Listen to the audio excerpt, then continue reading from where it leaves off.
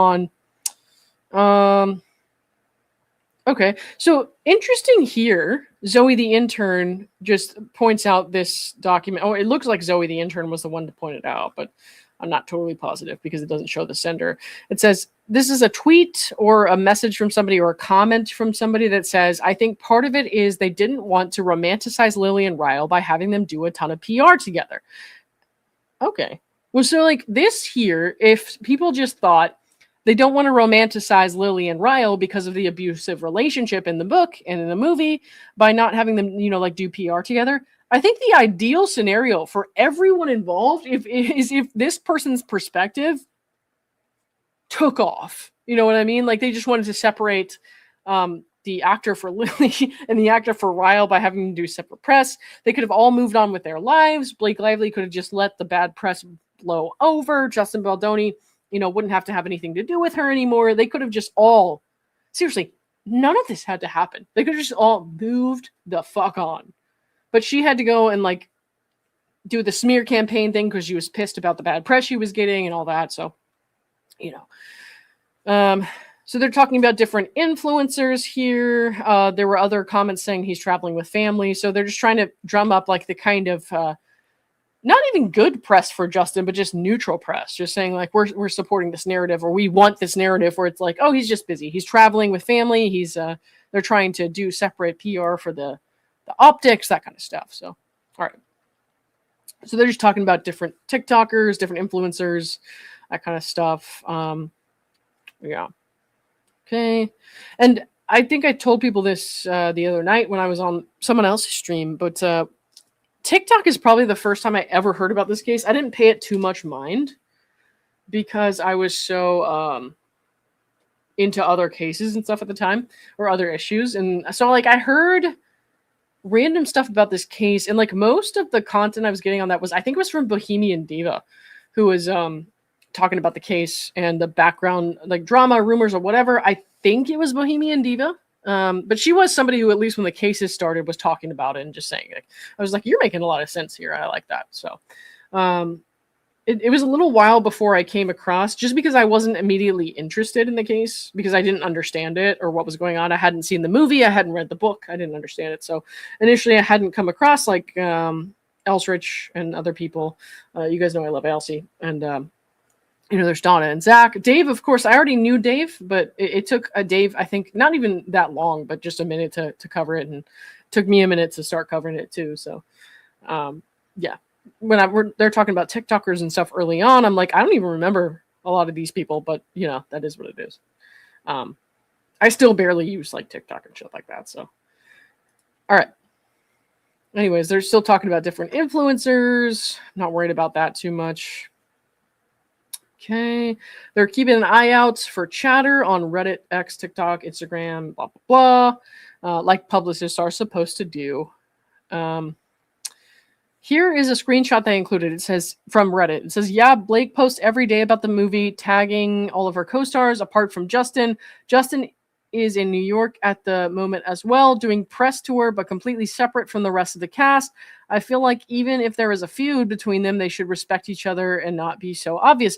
Dude, that is absolutely what should have happened. She should have just let it go. The bad press, she should have let it go. Because if you just let it go and you get along with your coworkers like you're supposed to, we all have coworkers we don't like. We don't necessarily like the things that we do. And I say this, if there was actual sexual harassment, I would totally agree with her actions to outcast him. But my firm opinion and belief, based on the evidence that I've seen and what I've seen, is that no one was sexually harassed.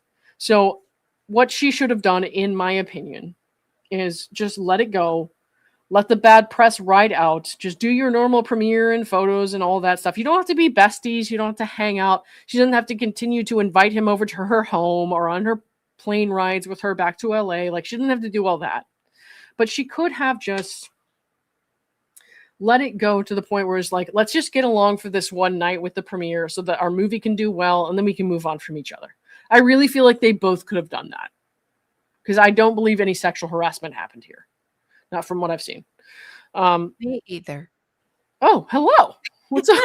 Sorry, let me change my speaker thing so you're not echoing. because I Okay. have a new monitor over on the right side, and it's like messing up my vibe here. Hang on. Can you Oh, talk some more so I can see if it's working? oh, sure. Yeah, I was just gonna say I'm See? not caught up Okay, on that's all of not this working. stuff. It's not working. Okay, let me try again. Yeah, you're good. Okay, now try. Okay, I'm Oh, it not worked. caught up. Okay. Okay, Yeah, yay. it worked. Yeah. Anyway, thanks for having me on. Oh, no Yeah, problem. I'm not caught up on all of this stuff. I grabbed Isabella's and then I started doing research Mhm. about I got the boring legal stuff for all the nerds of like No problem. what standard is supposed to be followed Right. in order for him to determine what to do about these Okay. requests. Yeah. And that's something I don't know too much about, so that's good. So I'm reading through the unsealed evidence from Tag. And it's not Tag, actually. It's not Tag. It's the former Tag employees, and one of them might be a current employee. It's Katie Case, Brianna Coslow, and like their evidence that they were requesting certain lines be sealed, but the rest of it not. So we have all these text messages we didn't have before. So that's what I'm going through right now. I haven't actually gotten very far along because I have so many thoughts going through my head. So yeah. Yeah, it's a lot. That's what Yeah. I keep thinking. If this stuff gets unsealed, like we're not going to get to come up for air for a long No, time. so that's what's going on. It's like, so first it was Jed and the Wallace non-parties, and then it was these guys who they're requesting continued sealing, but they put out the unsealed documents in the sense like we haven't seen any of this before, and they just continue to seal personal information and a few lines. So there's a lot of information coming out, and like in an hour, not even an hour, it's almost midnight. So in 38 minutes, I expect to be bombarded with more information. Oh, From absolutely. from like Blake the hasn't lively parties, yeah, and the Blake Wayfarer hasn't parties. filed hers yet. No, not that I've seen. Um, do you have any initial thoughts on Isabella? I can check Pacer while you kind of Oh, let people okay. know. Yeah, Um, yeah, like she I'm gonna was. mute myself by the way while I do that. Oh, okay. Yeah. Okay. So, initial thoughts on Isabella. Well, before I say that, I want to say I really appreciated Jed's. I did look through Jed's, and everything that I saw that he still wanted sealed was all about protecting other people. He wasn't just trying to cover anything of his own. It was about my clients and people's phone numbers and people's addresses, things like that. So, oh, Wayfarer just submitted something, huh? Theirs ought to be huge.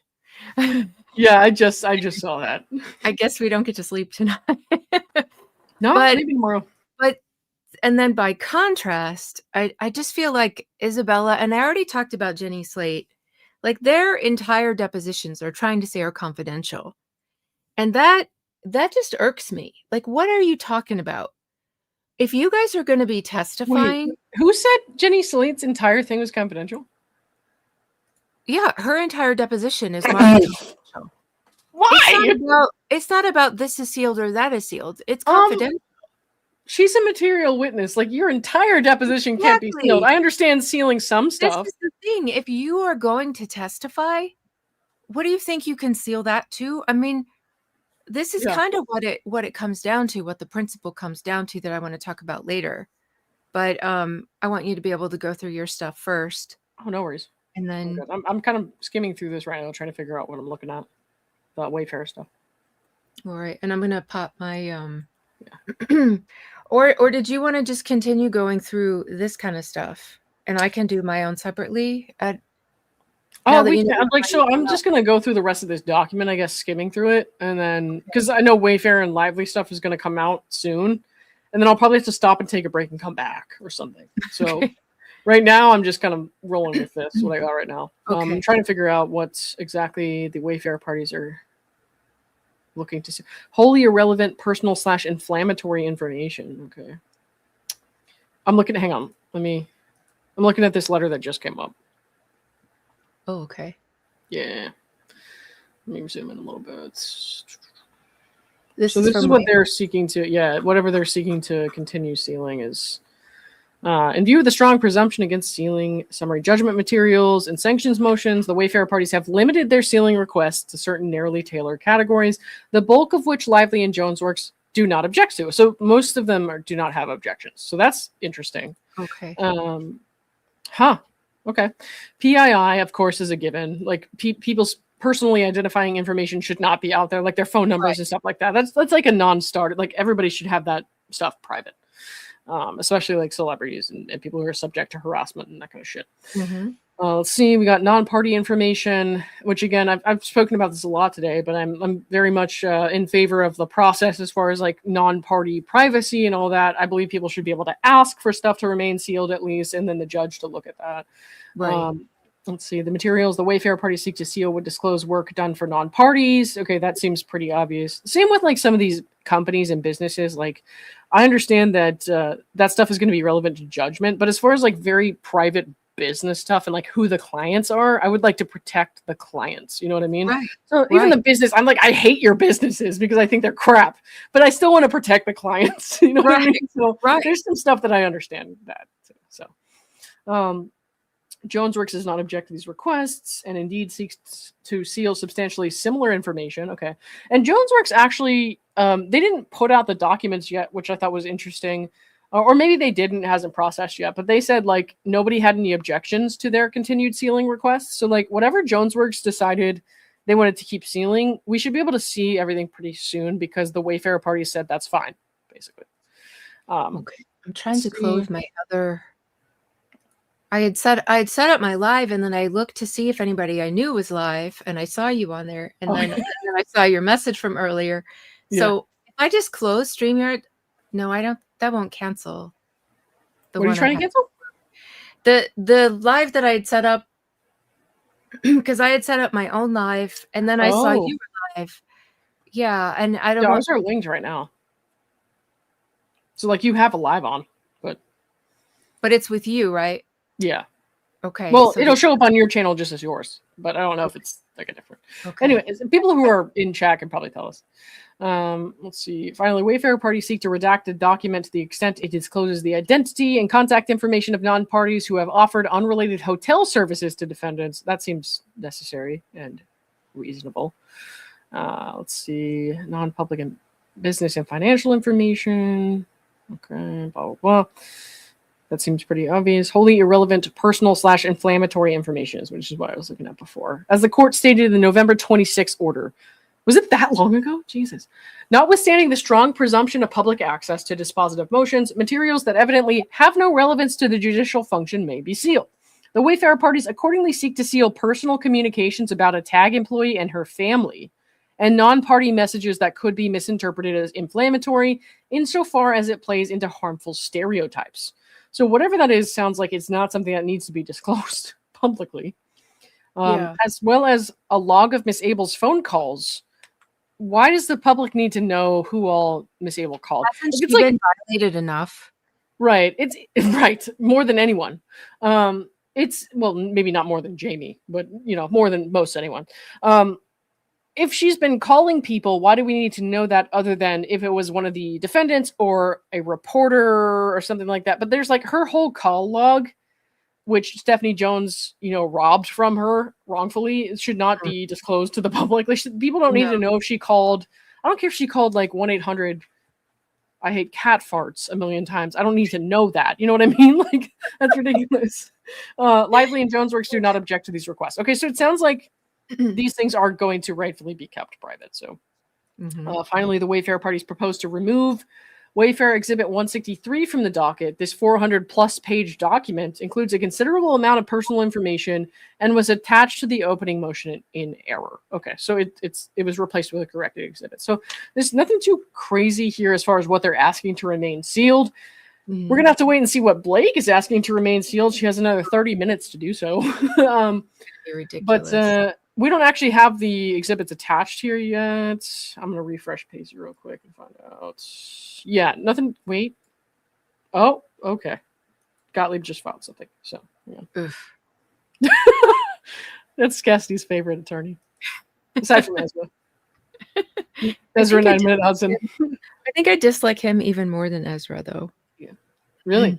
That's pretty bad, too. Yeah. I'm trying to... I'm really trying hard to, for my own kind of peace of mind, separate myself from this more than I have in the past. So I'm trying not to give too much mind to like, oh my God, I hate that. You know what I mean? But like, it's really hard.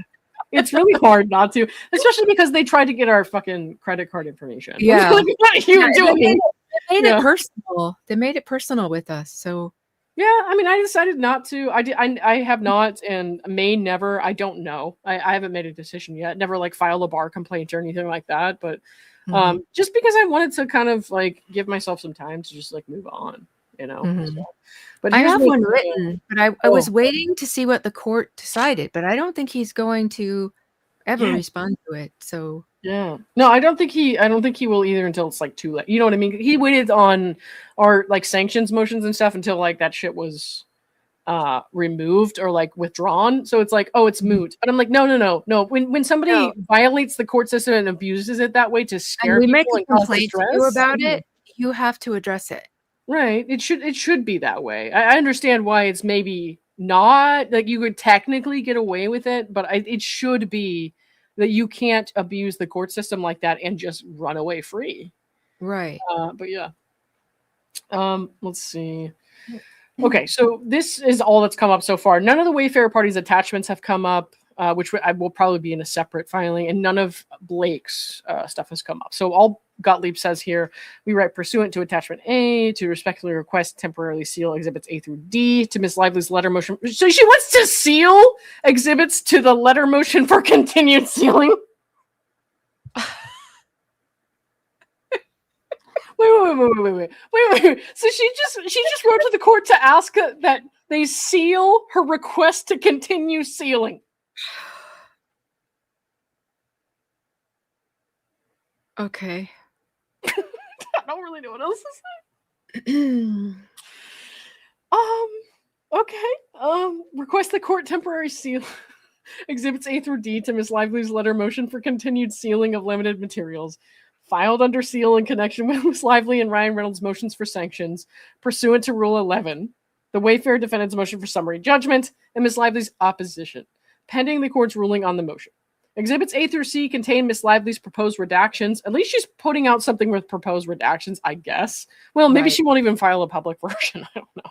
To documents that are currently temporarily sealed in this action. Exhibit D is a corrected copy of, what is this? MSJ Exhibit 285. I don't know what that is. Designated confidential in this action. In addition, Miss Lively respectfully requests the court permanently seal portions of the declaration of Kirsten Bender in support of the motion, which implicate privacy interests of third parties that are appropriately sealed for the same reasons discussed in the motion. Now, if it is actually third parties, like some people that I know that we have this rumor going around amongst the like, there's like two kind of categories of people who follow this case pretty closely. There's obviously the Justin side and the Blake side. There's people on the Blake side who say there are 9 women who came forward, which is absolutely not a thing. But even among those 9 women, they like to say that we are misogynistic and don't care about them or their careers, their privacy, wouldn't destroy them, whatever. I'm like, no, I think that if like Christy Hall doesn't want all her information exposed, Christy Hall, for example, or like the makeup artist, like if they don't want all their personal information and everything they said exposed, I don't think it should be. Because they didn't come forward and insert themselves in this lawsuit. They were forced to be deposed. I don't think that they should have their privacy violated if they don't have to, if it's not relevant. So if it's actually stuff like that, if it's something to do with third parties who are very removed from this, who like had some collateral information that might be important, but during their depositions, the lawyers, as they tend to do, badgered them about stuff that was irrelevant and they had to disclose some personal information. I don't think the personal information should come out. Right? Yeah, because you do have to answer. Right. And like, so I think that a lot of people missed that. If you didn't read through Justin or Jamie's deposition, at least you missed that some of these lawyers, man, they'll ask crazy stuff, like crazy personal stuff about your life from years before that have nothing to do with anything. And like in depositions, lawyers can kind of ask whatever. Yeah. And it's crazy. I'm like, that stuff shouldn't be blasted out there for like random third parties, even if I don't like what they did, you know? Right. So, yeah. But that's just me. I think about that. I'm like, if it's not relevant to like the third parties, the sealing is not relevant to like the third party's privacy. Like you brought this action, get over it. So you're going to have to actually air out the laundry that you decided to bring forward to the public. Right. Have you ever seen anything like this where it's like, that I she's was like, what is this? Go ahead. that she's asking for so much to be sealed. It's like, you have to prove your case, Blake. What, Well, you she's can't asking keep for this the reason sealed to forever. be sealed. Asking for the reason for the sealing to be sealed. Like, what? It's like weird Inception. Like, what is this? It's like, oh my God, accountability Inception. What are you doing? I can't. I don't know if that's just me or not. I've never seen anything like this before. That's what I'm saying. Have you? Like, I don't know. No, I've never seen this much sealing. I've never seen this kind of fight to keep things sealed. I've never seen it take this long. I've never seen extensions given like this. There's a lot of things about this case I've never seen. Oh my God, dude. Hang on. Let me move back to. I'm gonna make sure I download these letters for later, but then it's probably gonna be. It'll probably take a while to process, like it did with the MSJ and stuff, for their documents to come up. So I'll probably run through some of this stuff for a little bit longer. What time is it now? 11:37. So I'll probably run through this stuff, these text messages a little bit, and then I'll log off for a bit, and then if anything else comes up crazy, then I'll do it then. But let me see. Hang on. Oh my God. Nope, I'm good. Okay, that was from 21 minutes ago. I got another court listener thing. I was like, geez, please no. Oh no. So what did you have pulled up here? We might want to check that out. That's the legal stuff that I prepared. Oh, well, I don't know how, if you want to do it now, if you want to do it later, I don't care. Well, I was gonna because when you asked me to join, you didn't know about any of this. So oh no, so stuff changed a lot. yeah, so if you want to just wait and have, I can do this on my own channel, because let me just we'll just run through some more of this. It's all like the legal nerd stuff. Oh, okay, well, for continuity, we'll just run through some of this shit then, and then I'll sign off after that, so I can have some sanity. Let's see, because we were really prepared for that. I'm like, oh my God, I totally changed course tonight. It's crazy. Anyways, they're talking here about like Reddit posts. Colleen Hoover unfollowed him on Instagram that day. I'm not reading these things word for word. I don't have time for 187 pages, unfortunately. But let's see. Comments on TikTok say she just unfollowed him. Like, people were really following this shit closely, like early on, and I just did not have any idea this was happening. So yeah, I had no idea any of this was going on. I never read the book, so I didn't really know anything about the movie until I saw this lawsuit stuff, and then I watched it. So so they're just talking about the TikTok posts, the normal publicist conversations, nothing crazy here. Let's see. Okay, they're monitoring social medias here. You can see that. Nothing too crazy there. You missed this part earlier, but there was some stuff in there that we had like talking shit about like Justin and Jen, and I was just like, oh, the Mean Girls? Yeah, so a lot of that was already unsealed. And I was like, you know what? I don't feel so sorry for these girls anymore after reading, after I read that. Yeah, a lot of this chat was unsealed already. Yeah. Let's see. So they're starting to prepare, put stuff in a document, organize. Nothing crazy here. Again, I don't know how this helps her case, but whatever. Can you pull mentions of Justin from this, please, and send to Brie and I here? So they're just monitoring like Justin's name and what's being said, the sentiment, that kind of thing. They're talking about the different kinds of statements that they could make, or the statements that have been made. Let's see. They're just basically doing their job. Right. There's nothing crazy here so far. And there's some stuff that really proves their point towards the end, which I have kind of looked into, but we haven't quite gotten there yet. Can you tell us specifically what he said? Sorry, I'm getting my haircut. Okay, cool. Really glad that was exposed. Love Lily's comment here. Don't show us Blake Lively's deposition. Just show us this. My haircut. You know what I mean? Like, that's ridiculous. Anyways, there's some links in here that I unfortunately can't access, but they show screenshots of most of it, I think. I noticed the actor who played the abusive guy, God damn it, is not on the promotion tour. Is he not a part of it? And they're just talking about the sentiment. Again, there's nothing crazy here. The cast and Colleen unfollowed him. That's when they started to notice that the cast was doing that. Again, these publicists are just kind of talking about that shit. Blah, blah, blah. Okay, this is a different exhibit here, so hopefully they'll start talking about something else. I'm on with Jamie. And then they were talking about some of the stuff people were putting out there. It says, I don't know if he could cease and desist if that girl is posting about something she heard. So like, people were spreading stuff that wasn't necessarily true, that could be potentially defamatory, I guess is what they were talking about there. I don't know if the he in this case is Jamie or Justin because it's cut off. Obviously, this is the first we're seeing in the thread. Mm-hmm. Okay, let's see. Yeah, I'm not going to read through too much of this stuff. Let's see. I have the blah, blah, blah. Just talking about strategizing. Oh, okay. So here's where some stuff starts to get relatively interesting, I guess. We've got some great updates. It'll be good overall. I approved the plan, signed off on everything, blah, blah, blah. So then we have this on another time. So this is like 12:51. Oh, no, it's the same time. It's just a different page. Okay. Also, I really have some shit updates on Justin, but I'd rather do it when Brianna is out so we get on the phone or together. So I don't really know exactly what they're referring to here. I can't recall. Let's find out. I think they're talking about the Daily Mail stuff and the articles that came out. Did Daily Mail not come from comment? And then they were strategizing here, which again, I think it could be made to look bad if you take it out of context, but actually just proves their point. So did Daily Mail not come for comment? And then Brianna Butler they're strategizing here. It says, I think apart from another longer story, he leaks text from her saying she didn't read the book and hates Colleen's dialogue and give it to TMZ. And we know that Justin did not leak any of her texts before these lawsuits happened. That was Stephanie. Right. And so this goes to more of like they planned on doing things or talked about doing things that they didn't actually do. And I think that proves their point where it's like, we thought about this, we considered it, but they didn't actually leak anything to TMZ because these texts are from August 2024. And this is like what either right around or before or after the premiere. Like they didn't leak those texts. They didn't want that shit out there. That's ultimately what they decided. So even if they were planning on it, that's not what happened. So I don't think that helps her case much. Let's see.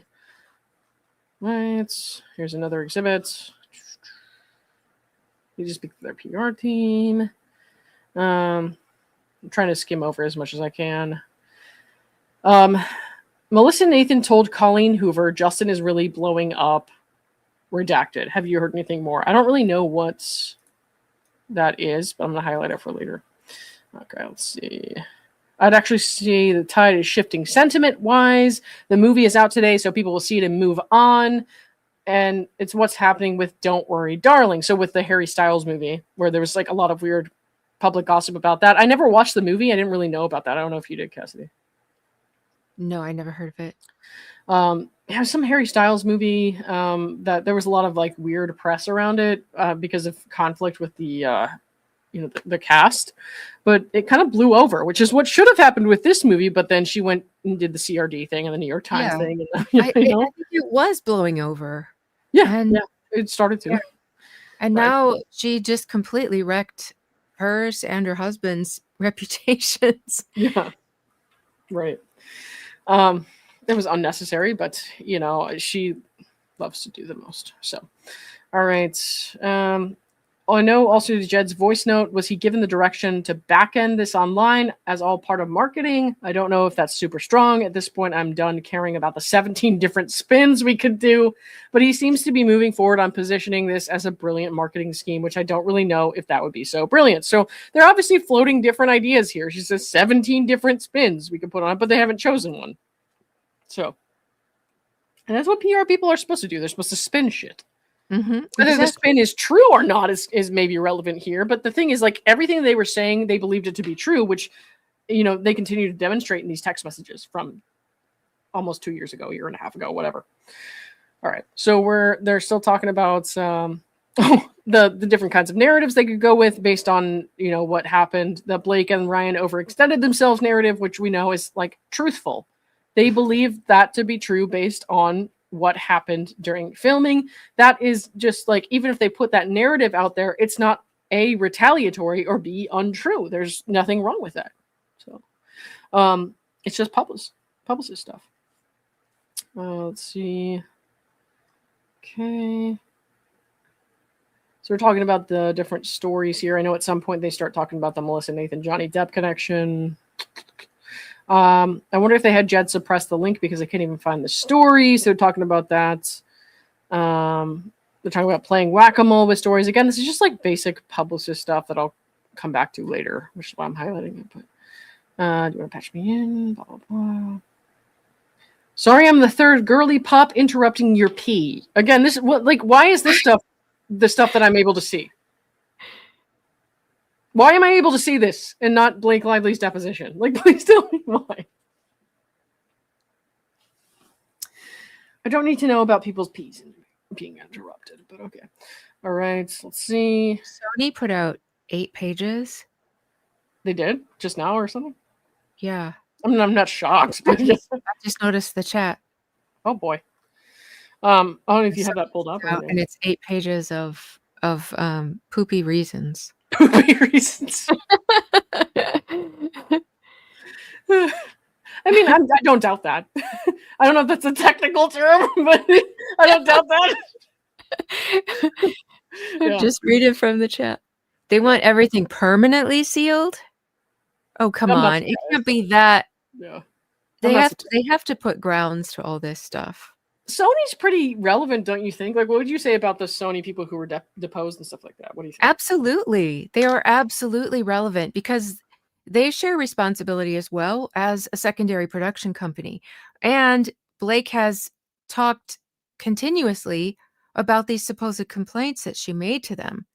What did they do about it? What did they tell her? That stuff needs to be seen. Do you remember which Sony representatives were deposed and like what you thought of them? I'm just wondering. I don't remember names exactly. I think Ange, of course, Todd Black probably. Okay. That's the only two that come to mind for me. I keep getting Ange confused with the hairstylist Anne. I think it's Anne. Oh, Anne and Ange. So I'm like, that's the hairstylist, right? No, it's not. Yeah, she's the one that Blake ended up making her personal representative and expected her to be there on set for every day she was going to be on set. Gotcha.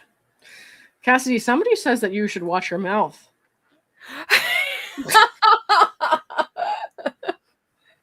Almost like you said something about Amelia Apple. Oh my god. So they're talking here about he's being attacked publicly. He brought in an expert to help. So like even the publicists behind the scenes who are bitchy about everything, even these people from TAG who are bitchy about everything, they're like, well, of course he brought on an expert. He's being attacked. Like there's nothing nefarious going on here. They're like, yeah, of course he did. Right. I highlight that. It's not a story, they said. Like, it's very clear here that these people were like, what the hell is going on? Like, of course he's doing that. Like, what is wrong with you people? And you can also tell by their conversation that none of this is about harassment. No. No, it's very clearly about the publicity.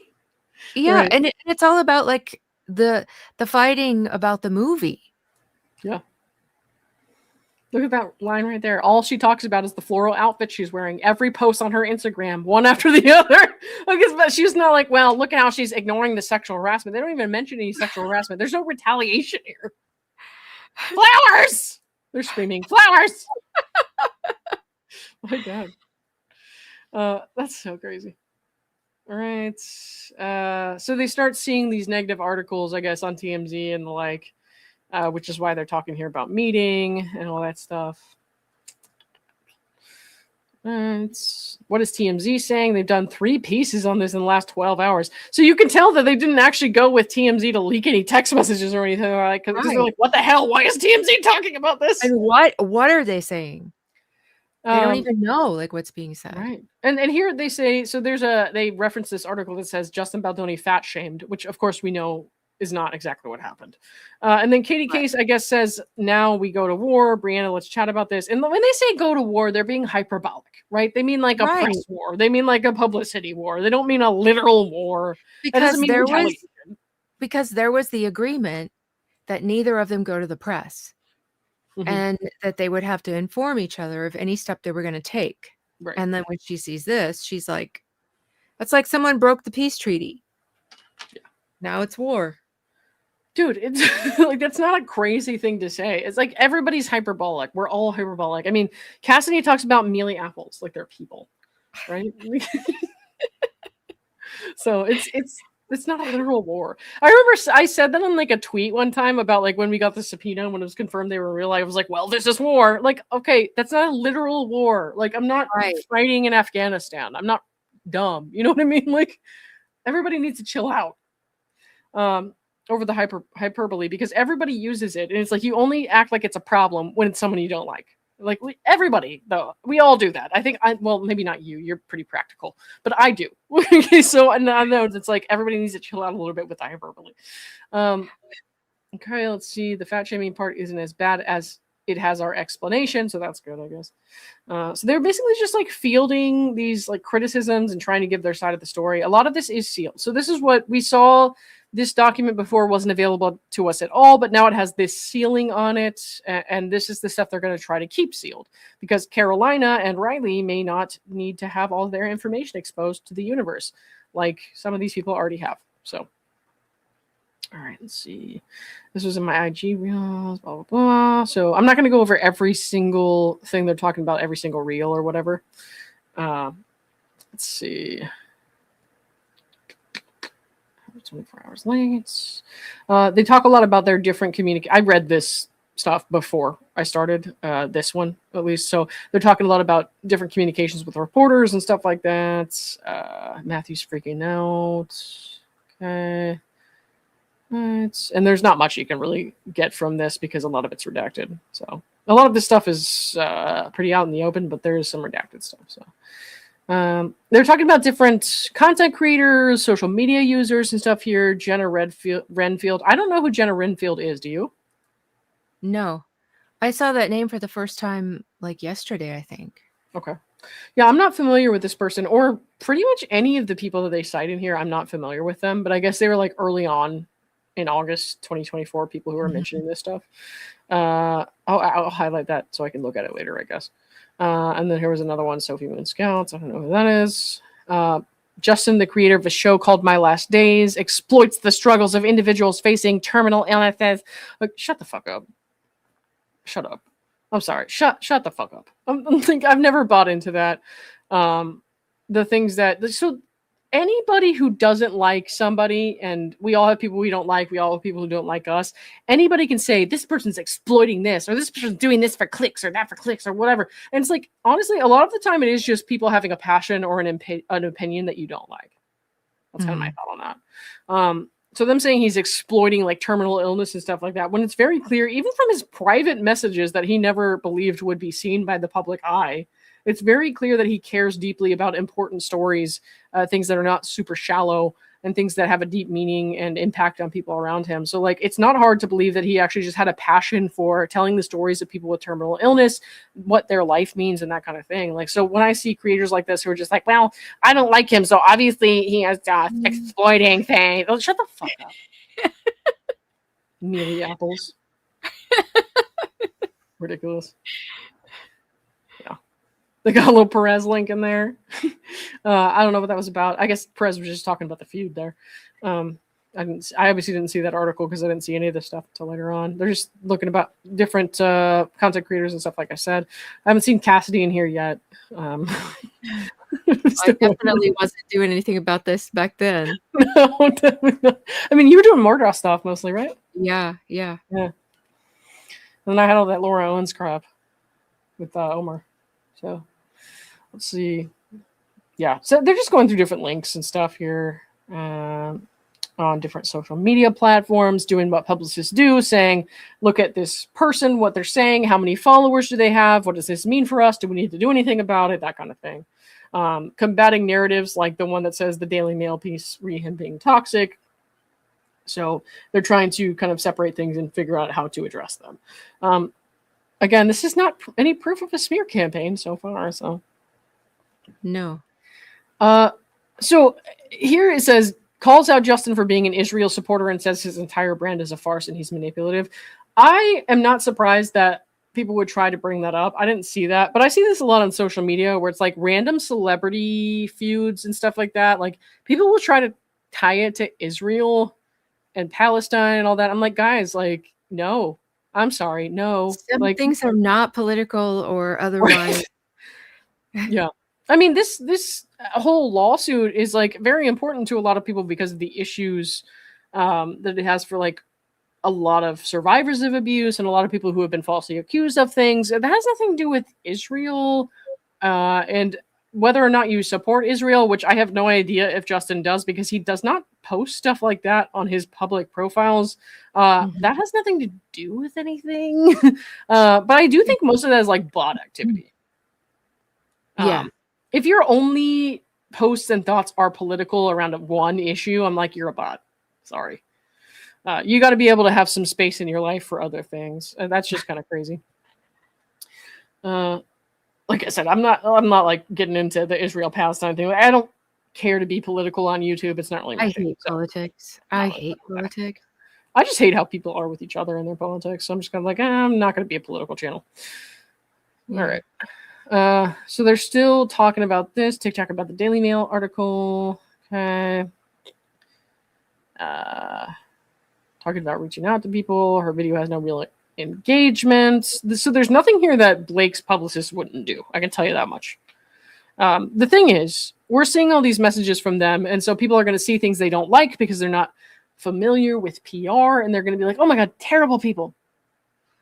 Terrible people. Yeah. But the thing is, you're only seeing one side of the PR battle because the other one knows it's not practical or normal or reasonable to use the federal courts to complain about people's PRs, PR teams putting out press for their clients. Yeah. Can you imagine what Blake's and Ryan's messages look like? My God, must be a freaking mess. Yeah. I got something for you here, Cassidy. Oh, thank you. Okay, Bella. Isabella, give us your bank account numbers already. Jeez, we all had to. Exactly. Stop trying to hide. You're involved in this. Big Z, thank you for the $5. Still no smoking gun. It's clear Blake got high off the smell of her own farts. Whoa. Farted all over the set and sold it as perfume to Colleen, Isabella, JS, etc. Whoa. I don't really have anything to rebut that with. I mean, I've been using farts as an example today a lot, so I guess I shouldn't be surprised for that. Well, I think that's what we've come to with this case. Yeah, that tracks. So here they say Colleen Hoover has gone private on TikTok. She's deleting videos about the movie, so that starts to be a whole thing. It's just let me highlight that real quick so I can come back to it later. And we know Justin wasn't smearing her, so obviously the blowback was organic. Right. Did you ever read Colleen's books or follow Colleen at all before this? No, I never heard of her before this, and I don't think I care to ever read any of her books. Yeah, I probably won't either. I never read the book It Ends With Us. I watched the movie just because I wanted to know what I was talking about. Right. I wanted to, I mean, if I'm going to talk about it, I need to know what happened. Did you like it? What did you think? No, I didn't like it. I thought it was, I don't think it gave the message that it was intended to by what Justin wanted, but I think that's probably because he didn't get his actual edit. Yeah. And I think Blake she's a very dead-eyed, dead-faced actress. I like actors and actresses who can portray the emotion that there's like, I want to look at your face and be able to feel what you're supposed to be portraying. And Justin did.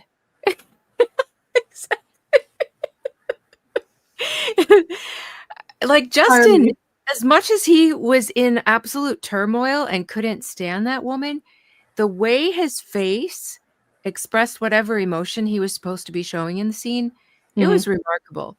Yeah. But she was just like the same, no matter if she was talking about her dad dying, no matter if she was supposed to be falling in love, no matter if she was just supposed to have been abused, no matter if she was finding out she was pregnant, no matter if she had just given birth, it was the same face and the same voice and just very, very dead. Yeah. You got another one here, Cass. Oh, thank you, Gloria. I did read the books, not worth all this. Yeah, it doesn't seem like my cup of tea. Yeah. Yeah, I'm definitely not going to read it now. Put it that way. I did read the rooftop scene, though. Hmm. I did find you can find the PDF online, which I don't know how they get around copyright Oh, laws and do that. But I wanted to know like what curious. was the original scene and what did Blake do to this? Hmm. I Yeah. haven't been able to find like what Christy Hall's version was. But actually the rooftop scene, like they talk about it being rewritten and all this, so much of it is exactly the same as what appeared in the book. That's what I heard too. And They like I added said, I didn't read stupid it, but stuff like the cherries and the yeah. crypto bro and the male prostitute, Hmm. but it's pretty much the same scene. Yeah. Yeah. So I don't know what the big deal was about saving the movie or this rewrite. It's yeah, Mhm. I didn't get it. I'm like, this is the same thing except dumb stuff about cherries and crypto. Yeah, it really was kind of dumb. But like the male's lines in that scene were so cringy. I was just like, oh my god, this is only a male could have written this. And then people were like, no, Colleen Hoover wrote it that way. And I was like, oh, okay, my bad. I guess it just sucked. Yeah, yeah. Yeah, so It I'm was not bad. tempted to purchase the book. But Yeah, yeah, it was bad. I had no desire to read one more word out of it after yeah, that. right. Let's see. She says the reason he was praising Blake was because he realized this news was gonna break and he had to do some damage control. So they're talking about Justin's like press.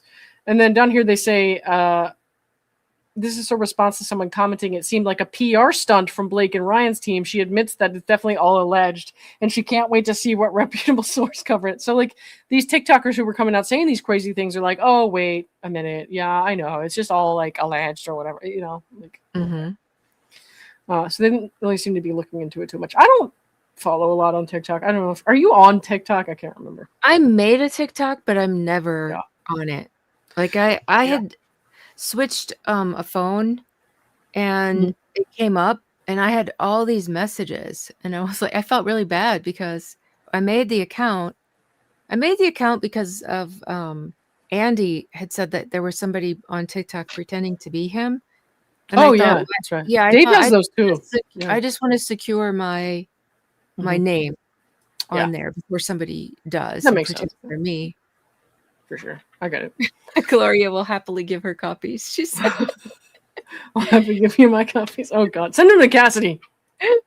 She wants them, "No, thanks." along with any crypto books you might have. Anyways, let's see. Claudia, I don't know who the hell Claudia is, but they said Claudia is questioning Justin. She's saying people are defending him because he's an advocate for women. But if he's such an advocate, why did every single woman on the cast unfollow him? Well, we learned a lot about that, didn't we? But I Mhm. understand where people were coming from in the beginning of this, especially when you don't know anything about it. It's like all these women unfollowed him. It's like, well, something must have happened, right? But you don't understand that mechanics of like all that behind it. Right. Like none of us really expected what happened, right? I mean, I didn't. Right. And So the fact that they didn't allow him at the premiere and I thought, well, if he didn't push as a director to be there, like he must be embarrassed or ashamed of something, you know. mhm. Yeah, And then all the truth started coming out. right. Um, so they're still just talking about different influences here, wondering what he's hiding and saying, shouldn't he want to direct the movie? The account has 50K. What does that mean? Says that Justin hyping Colleen and Blake is suspicious. I mean, dude, the guy literally could not do anything right. So he Right. could ignore them and then people would be sus. He could say shitty things about them and then people would be like, you're a misogynist. And then he could just say nice things about him like he did. And they're like, that's Yeah. sus. Yeah, he couldn't win. I have never seen anything like this. I mean, I swear to God, this is so crazy. Um, I don't know if like how early on did you start reading this stuff, I guess? Me? Yeah. Probably for a good month before I ever talked about it. I Okay. can't remember when I made my first video, Gotcha. but yeah, I just kind of quietly to myself was reading it. I didn't know what to say. I didn't know because I believed her at first, but I didn't know who he was. Hmm. And I don't like to talk about stuff until I have like legit public legal files to talk about. Right. And a Right. lot of it was rumor Yeah, and definitely. I wanted to wait and get I don't like to read just one complaint. I like to have like the response to it before I talk about it. Hmm. So I was just kind of laying low and reading it and like trying to sort through it. Yeah. Well, I mean, that's the responsible thing to do, right? I mean, I think I waited until both complaints were out, but I actually read Blake's first. And then people were watching me read Blake's, and they were just like, "You have to read his side of the story." I was like, "Can you just let me get this one first?" But people, Yeah. I could already tell people were just like, "No, Lauren, you don't understand." And I was just like, "Well, I'm gonna be extra, like cautious here, especially because I came into the thing as like a casual Blake Ryan fan." So I was like, And I started reading his like on my channel, "Right, and I'd said that I was gonna cover hers next. yeah, But as I got to, further into his, I'm like, you know what? I'm not reading hers because I don't believe her. So, and there were some people that like, I think they were Blake people originally, and they were like putting up with me reading Justin's, and then they mhm, got so mad when I never got around to Blake's, and I'm like, I'm sorry, I'm not going to give it airspace. I'm like, there's enough people giving her airspace. yeah, I'm not going to do it on my channel because I don't believe her. And I yeah." said, if I did cover it, you wouldn't like what I had to say. No, the volatility definitely doesn't help, especially from people who like want you to be a little more neutral or who want you to see Blake's side of things. I feel like the way that they approach us is like not helpful. It's It's not not. serving their purpose. No, When when you someone comes, oh, yeah. go ahead. I'm No, cutting you you off. you first. You first. Yeah, when someone comes on my channel and they're just nasty, Yeah. like I'm not putting up with it. You're not going to treat me like that. And Hmm. so I started responding back. And if it keeps going, I mute them. And I tell them I'm muting them. I'm like, no one will see your comment. I won't even see your comments. I won't know that you're commenting. So knock yourself out. Hmm. And then I mute. And I don't know if they keep commenting because I never go back and unmute them to see. Yeah. Yeah. Um, I mean, when you mute someone on YouTube, you just don't ever see their shit again, Yeah, Whereas like you don't some know that they're yeah, some other commenting. places, you still have to occasionally field stuff, but Mhm. I appreciate that about YouTube. It's like, so I don't ever want to live in a world where people can't say things that I don't like on their own platform or whatever. I'm just like, dude, I don't have to Mhm. listen to you. Like, if you approach me like that, I do not have to participate in this Right, conversation. Like, leave me right. alone.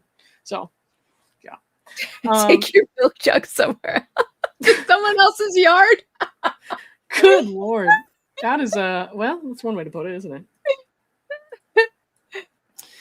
Um, Okay, hold on. I'm pulling this up real quick. So I guess WME has also filed something, but it hasn't all. So this stuff is still processing, guys. So there's like letters that are Oh, yeah, it could just the go it could selected go on parties' for versions of hours, them. depending on Yeah, how long it is, and yeah. I'll have to do a lot of this tomorrow. So I'm just gonna get through skimming through this one tonight. I think.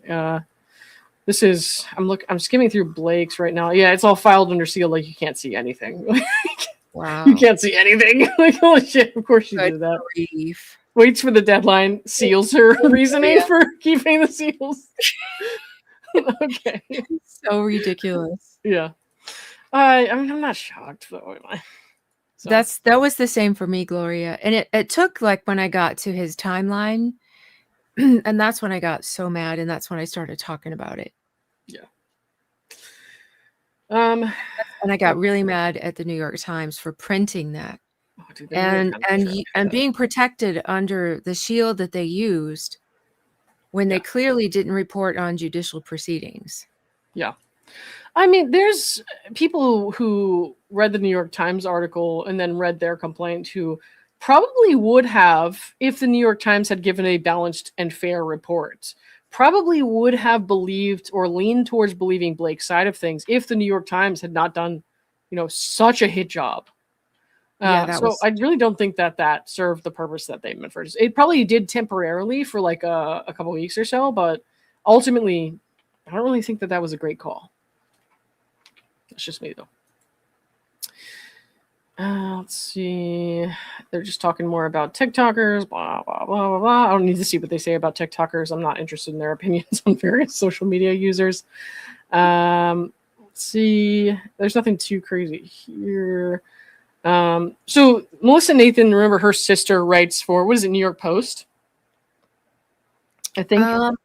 I don't remember, but she's yeah, isn't she she's a journalist, right? Yeah, Sarah Nathan, I guess, wrote for the Post or something in New York, and they were talking about Justin's case, and then Melissa's saying that her sister's like freaking out, and Melissa's saying, if you think about it, celebrities suing publicists for doing a good job, this is going to backfire in her face so hard.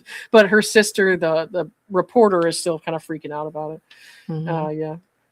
Yeah. Also, the fact Matthew knew. So Matthew Mitchell apparently, I don't know much about Matthew Mitchell. I don't know if we've even seen anything from Matthew's deposition. I remember him being brought up. I don't think so. Yeah, but they're saying he sold me out. So apparently they're saying that he sold them out somehow. Uh, And then I agree, Lori. I totally agree with that. is this it? Mm-hmm. I think Blake wants things sealed because she doesn't want the internet sleuths to poke holes in her reason, therefore help. Gotcha. Okay. This is for you, Cass. Oh, thank you.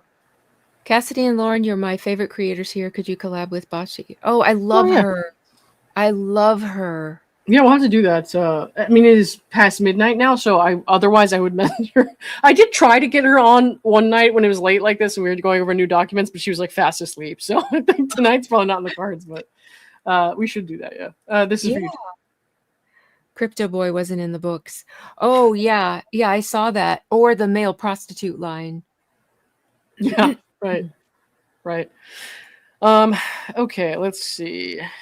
So they're saying they have proof that Leslie, Blake's publicist, was pitching the story out. We have proof of being told to stand down and laughing about how easy this was because the internet was organic. So they're saying they can prove that they didn't have to do anything because Blake was getting organic backlash. So again, I'm like, this unsealed stuff is not really looking great for Blake's case in a lot of places.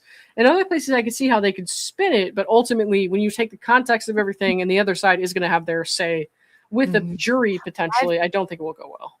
I've seen that proof, actually. Oh, yeah. Okay. And there's a story I'm working on in the background, but I've got to wait for some things first, so I don't get subpoenaed again. I hear you. I hear you. Well, I think that the discovery deadline is done. If that helps, but yeah, but I mean, like a different action. Yeah. I don't think you need that on your plate. I understand. Yeah. Let's see. So there's talking more about New York Post and stuff like that. These texts are way too hard for me to read, but they're talking about, and we've seen these texts before, which is why I'm not going to spend too much time on this. They're talking about the influencing, like from the publicist, and Jen Abel saying no bots, no fake accounts, real people are coming to Justin's defense. Like it's just like they're not influencing or manipulating anything, and that's what they're saying in these messages. We have actually seen those screenshots before, so I'm not going to worry about that too much. Setting we transfer what I found. Okay, I don't think we need to look at that too much. Okay, who's speaking with Megan Toohey? I guess this must be, this was right when Megan started emailing them, either the day of or the day before.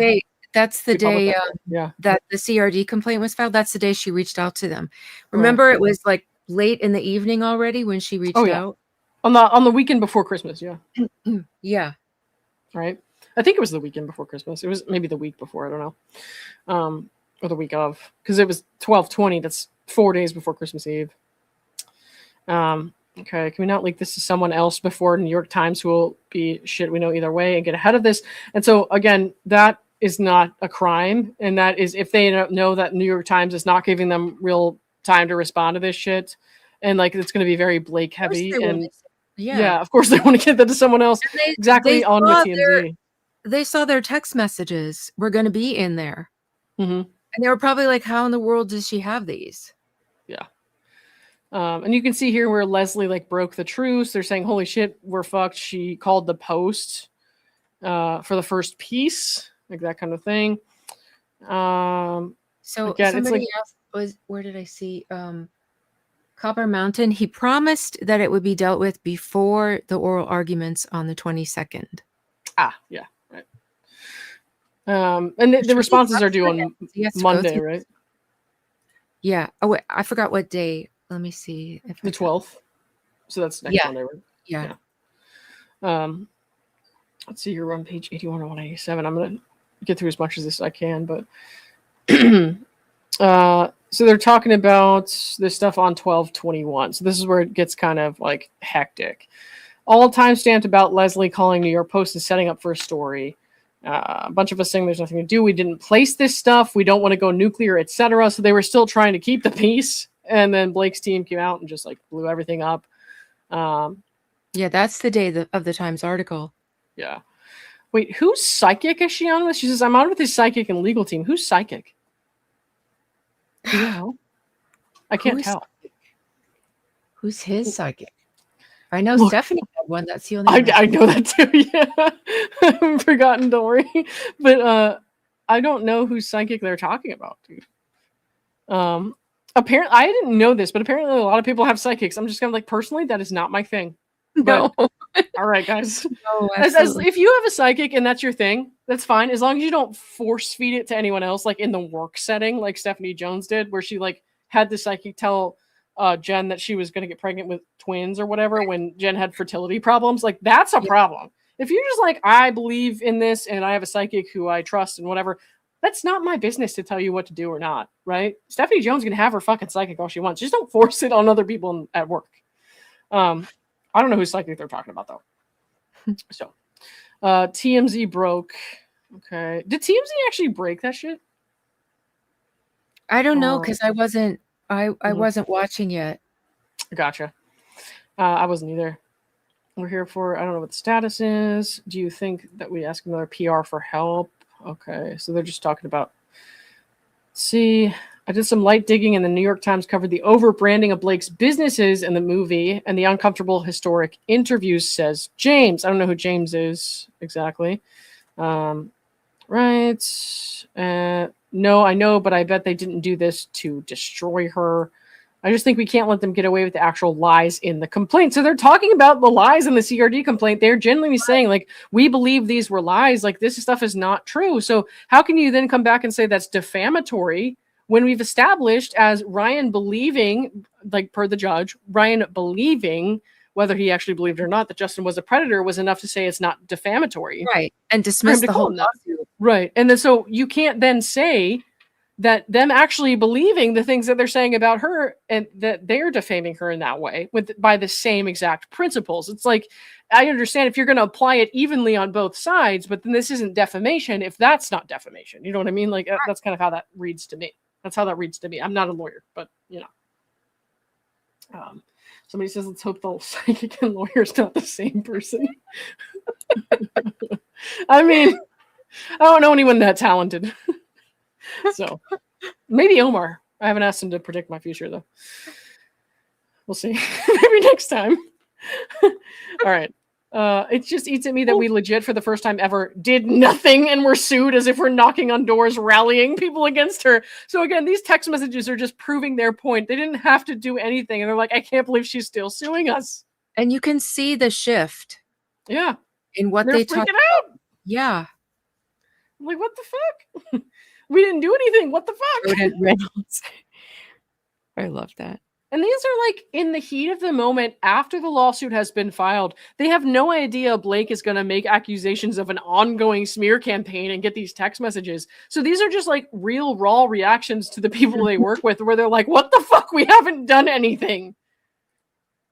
And then people will still say they're lying. I'm like, you see their real raw reactions to this and you're like, nah, you're lying. Yeah. Everyone in this situation collectively lied. Yeah. For no reason. I knew to do it long before any lawsuit. Right. Okay, let's see. Oh no. And this is where it's like it gets kind of bad. I'm sorry, but Jen Abel's a fucking moron. I wiped all my shit from high school before leaving. Or I don't know if that's HS. HS is probably another PR agency. I just automatically my brain says high school. How could she be so dumb knowing who she was dealing with? And that was kind of my sentiment in the beginning of all this. When I read it, I was like, oh my God, so dumb. But I didn't understand exactly what she was up against. And she obviously dealt with a lot more than I know how to. Well, she was supposed to work for a couple more days. She probably would have done that. Yeah. But she didn't get a chance to do so. So right. They didn't treat her fairly either. They like tricked her. They intentionally deceived her, saying going to the Verizon store and we'll do all this stuff too. And then they didn't honor what they agreed to. So it's like she was intentionally deceived. It's not like she knew that there Yeah, was a possibility of this and she just ignored it. It's that they deliberately said, we are not going to do XYZ, and then they did it anyways. So right. it's a little different. But I'm glad that this person feels so up on their high horse. Honestly, I said the same shit though, like a year ago. So like I was really pissed in the beginning. I was like, how could you be so stupid? And then I read the stuff about the workplace and how it operated and what actually happened in the end there. And I was like, oh, never mind. Okay. Yeah. Yeah, you don't expect when you've got this high level manager and you've got attorneys that they're lying to you Yeah. about not releasing your phone. Right. And there's like security people there and all that kind of crazy shit. Just Yeah. nuts. All right, let's see. So they're talking to people, just trying to manage their business at that time. We got a different exhibit here now, so it's a different time frame. They're just talking about different articles and shit like that. We haven't gotten to the text yet, so let me just skim down here. Okay, so this is again on 12/21. Different sets of conversations, I guess. Deserves to be front page of the NYT. Say she's going to destroy and bury Blake Lively. Your company deserves to be destroyed and buried. Taking money to be strategic assholes doesn't even need a special place in hell. You've done a good job creating it on Earth. So they're basically here in these messages. You can see where these people got awful, horrible like threats or comments in their email inboxes and shit like that. And like they're not suing Blake Lively for a smear campaign because they're reasonable people who understand how PR works. And like you can't do that. That's not necessarily defamation. But she's weaponizing the court system against these people, knowing damn well how PR works and that they haven't done anything wrong, and that the stuff that being brought up from her past were things that she actually did, and she's trying to blame them for it. And then she doesn't care that they're getting death threats or heinous harassing messages and shit like that, like the one we're seeing right there. Like, what the fuck? So obviously this is something that happens all around in these highly publicized lawsuits or highly publicized PR wars or whatever. And only one side is weaponizing the court system in that regard. That's just crazy. I just can't believe how much time and money they're wasting of this court. I mean, we went through the longest federal shutdown in history. Right. And they were having to deal with Blake Lively stuff instead of criminal things. Yeah. Also, like, I can't imagine sending someone an email like that. Anyone. Even now. I'm like, I cannot imagine. I would never send Ezra Hudson an email like that. You know what I mean? It's kind of like, why do people do this? But it's not anyone's fault. Like, the people who send these kinds of messages are not well. Like, they need help. And so whether or not somebody prompts them to have an opinion, they're going to eventually find their way to that opinion, because let's be honest, these people didn't just get set off to this passionate extent suddenly. They're going to arrive at that conclusion. They're going to send messages like that because you're a public figure and your business is being aired out to the public. Like, that's not anyone's fault really, except for whoever didn't help that person get counseling when they were growing up to say, hey, don't do that. Like, that's fucking weird. It is. And they're doing this on behalf of people they don't even know. It's just the celebrity they idolize, and they're going to do death threats over it. Yeah. No, that's fucking nuts. Like, I don't know. I don't care how much I like love someone or, whoever it is, or and what somebody might say. I'm never going to send them an email and like say this kind of crazy shit. Like, this is crazy. Yeah. I think there's such a line to where, like, if you have an actual relationship to somebody, like if you had an actual relationship with Melissa Nathan and then you found out all this stuff from the New York Times article and you message her and say, like, how could you do this? I'm so disappointed in you, blah, blah, blah. I think that's different than like a random person messaging her and saying, like, I hope your business is buried and destroyed. You know what I mean? Like, it's so fucking crazy. That's just some unwell person, like you said. There's like relationship conflict, and then there's just like random harassment. Like, it's totally different. I want to answer Jeb's question real quick. Is there a scenario in which Blake would have to pay all of Baldoni and Wayfarer lawyers' bills?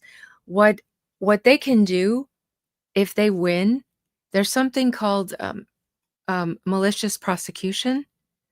That's where someone takes out a case and they either take it out for the wrong reason or they do horrible things like Van Zandt. And like this whole abusive process can get thrown in there, where they can make a second thing and go after her and get money for that. I'm not explaining that well, but I don't want to take a lot of time. Oh, Sorry. you're good. But No worries. but I mean, later I don't I understand either. So if you want to explain it to well, me, go ahead. yeah, no, later I'll go through, and I like to have visual aids and stuff. I'll do a thing about what malicious prosecution is, because I really hope that they do that. But they have to win first. So if they lose, they can appeal. If they win, they can do this. Gotcha. Okay. Sorry, I've got All such a right. free throat. Oh, you're good. We're on page 91 of 187. There's no way I'm getting through 187 tonight, guys. I'm gonna get through as much as I can, but why don't I stop at like 100 or something, if that's a good place to stop, because it's 12:26 here. We'll see. So they're trying to say, is there a way to screenshot Leslie's number so we can prove the text between you and Leslie are in fact her? I don't know exactly what it's about. I'll revisit that tomorrow. That's why I highlighted it. Let's see.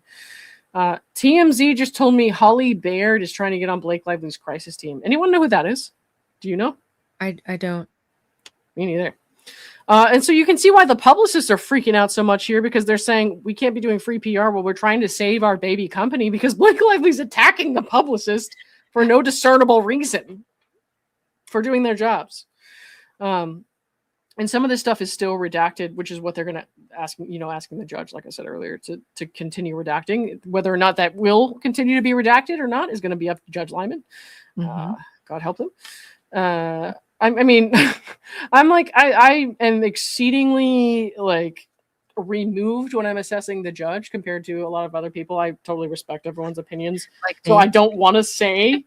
I don't. Yes, I don't want to say automatically like Judge Lyman's got to do that, because like I kind of feel it, but I force myself to like be a little more removed from that, because I personally have a tendency to be very like I make my judgments and I'm reactive, and I'm just kind of like, okay, well, what if I change my mind later, like I did with Jen Abel or something like that? You know what I mean? So like I'm trying, and then like some people will try to point it out to me, like, Lauren, why are you doing this? Why are you doing this? And to tell you the truth, it's because I'm imperfect. Like I just can't.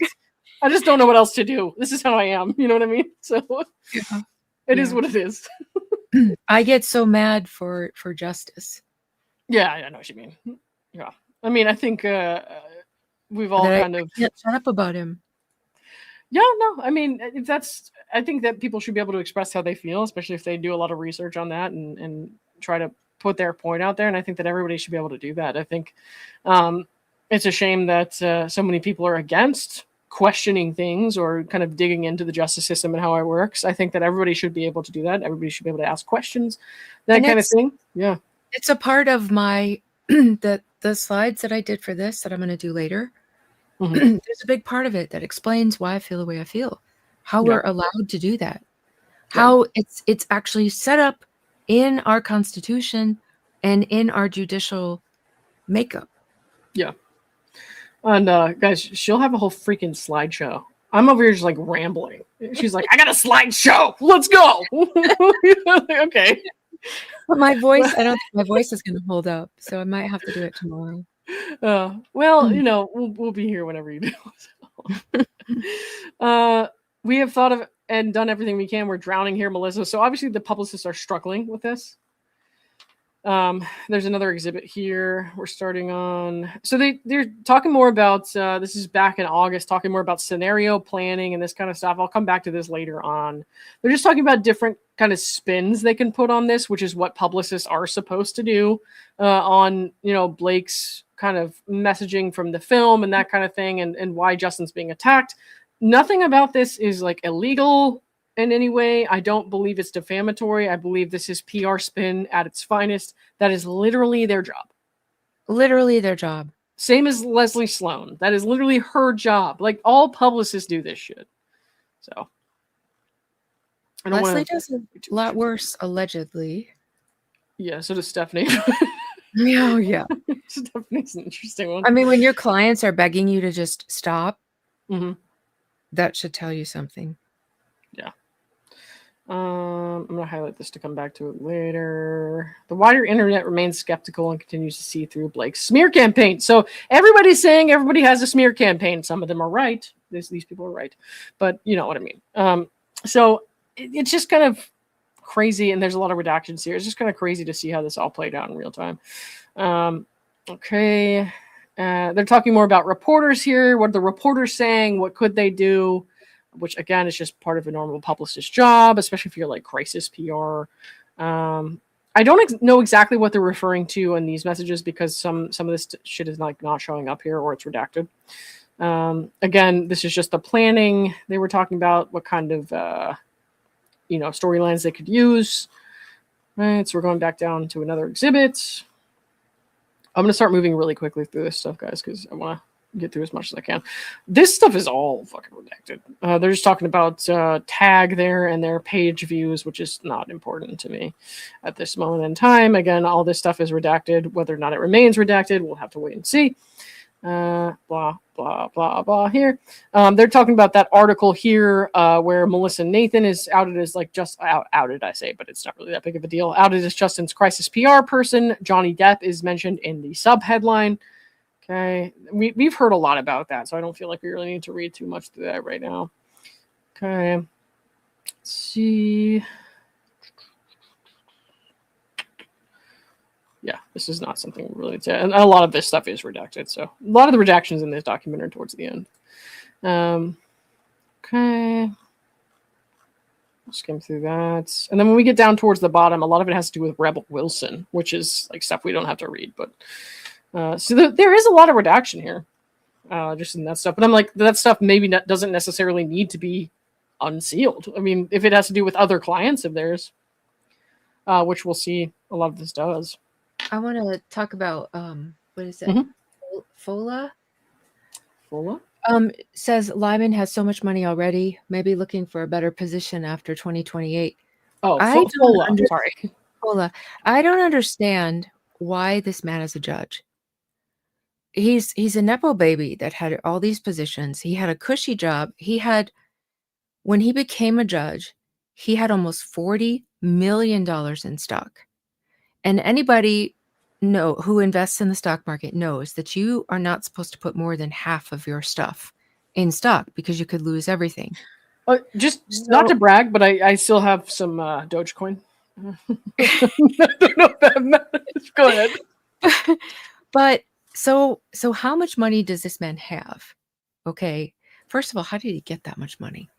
But I mean, he could have inherited from his dad. I don't know, but he like how much property does he have besides of, we only know the stock because the rest of it he doesn't have to tell. But he had a cushy job at a firm doing corporate stuff, he put on his application that he made like $4 million a year. And then federal judges, and this is standard across the board, no one can make more, no one can make less.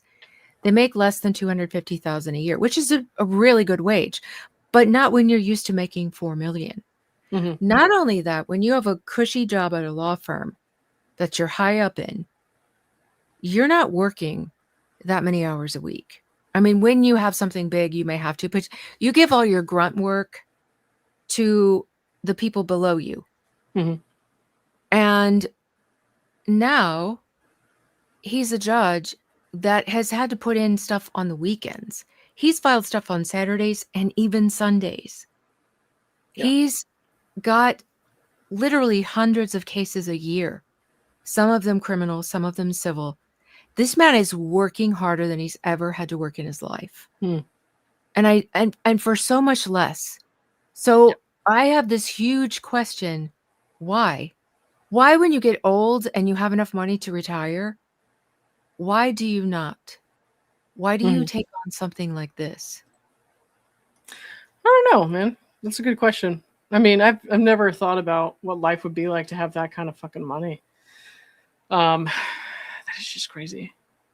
So, dude, okay, this happens literally every time. I'm about to send someone over to Shizzy Wiznut. People, like, he sends them over to me. I'm like, I'm not even kidding. Like, every single time, I'm like, when my stream is over, I'll send them to Shizzy. No, he sends them to me. Hi, Shizzy. Thank you very much. I appreciate that. And hey, everybody who came over. I appreciate that. We're not going to go for too much longer here because it's just been a long night already. It's been over 2 hours. Well, then who can I send them to instead? Hang on, let me look real quick. But no, that's a good question. I never really thought about it like that. And I have no idea what the fuck I would do if I had that kind of money, like I said. So, dude, I don't even know who I could send them over to after we're done here. Yeah, I don't think I'm gonna do mine tonight because my voice isn't holding out. So well, then I won't send them over to you. I don't want to sound gross, and then I'll hate it. Aw, you're not gross. I mean, I'm afraid to send them over to this random stranger. So what I'm going to do is just not redirect. That's okay too. I just won't send it over to Shizzy because he's done. Anyways, I fixed that. So, Cassidy, this for you. Oh, thank you, Juicy. Happy New Year. Thanks for your hard work. Milk jugs and soothing voice. I've got a little monster voice tonight. Thanks for your milk jugs. Here's $10. It's like, what? What every woman wants to hear at 12:30 in the morning. $10. You can, no, thank you very much for that. That's not cheap, but I'm saying for milk jugs it is. Thank you very much for that. Yeah. All right, let me see here. Nothing too crazy, I think, towards the bottom here, except see. Yeah, nothing too crazy here we need to go over. I did skim over this earlier, and I can always come back to it to recheck later on. A lot of redactions here. We're getting very close to the bottom, thankfully. Let's see.